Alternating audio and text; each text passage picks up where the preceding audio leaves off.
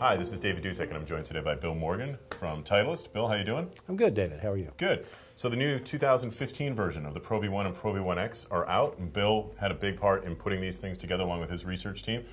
Tell me a little bit about this year's updated versions now of Pro V1 and Pro V1X. You know, I'd have to tell you a little bit about my research team before I did that. We have golfers all around the world, tour professionals, team Titleist players, and anybody who's been through a fitting with one of the Titleist fitters has played a role in making the 2015 products possible. All of those golfers provide us with feedback and talk to us about how we can best help them lower their scores with golf ball design.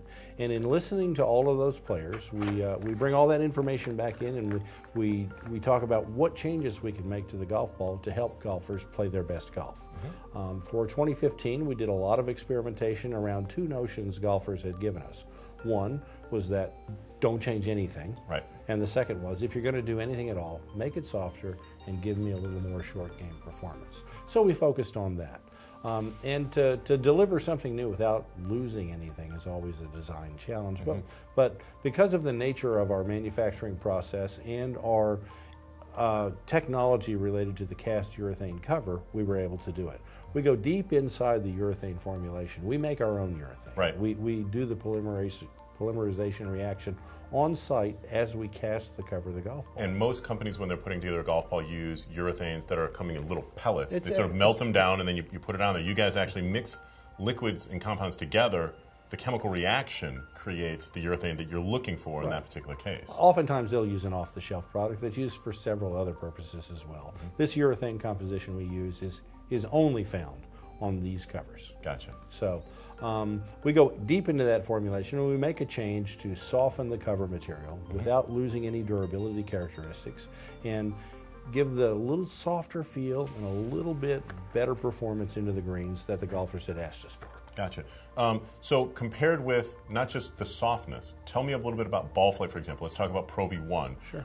If a player's been playing a 2013 version of Pro V1 and they tee up one of these, what will they see? What will they feel that will be different? You talk about soft feel. Any other real differences? Well, that was the other half of the equation. Golfers told us don't change anything. And when they said that, they were talking about distance, they were talking a little bit about feel, but they were talking a lot about ball flight. We've settled in over the last few generations with Pro V1 and Pro V1X to having the higher flying Pro V1X and the lower flying Pro V1.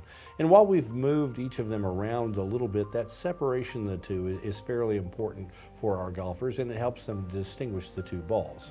So we were able to keep the flight of these two new products pretty much where the previous generation products were. So if you're accustomed to the flight of Pro V1 or Pro V1X, these new balls are going to fly in about the same space in the sky. Gotcha. And once again, for people who may not be aware, how do you tell, depending on exactly what you're looking for, what are the qualities that might make the Pro V1 a little bit better for a person than, say, Pro V1X? What are the differentiating factors besides that? Great question that we get a lot, and that's really the core of and the final step of ball fitting. You need to go out on the golf course. Okay, everybody has a slightly different swing. Everybody has a different imagination. They're trying to do different things with different types of shots.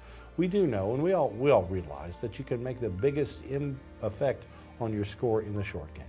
So you drop both balls in some scenario in the short game, and you hit both of them, and you see which one works the best. So you literally just try them both, and over the course of 9 holes, you'll be able to discover which one will work best. Do you prefer the higher flight of X or the lower flight of V? Does the feel, the very soft feel of Pro V1, does that help you more than the firmer feel of Pro V1X? And at the end of the day, most golfers will reach a conclusion, one or the other. Gotcha. Thanks a lot, Bill Morgan, and thank you very much for joining me here on Golfweek.com.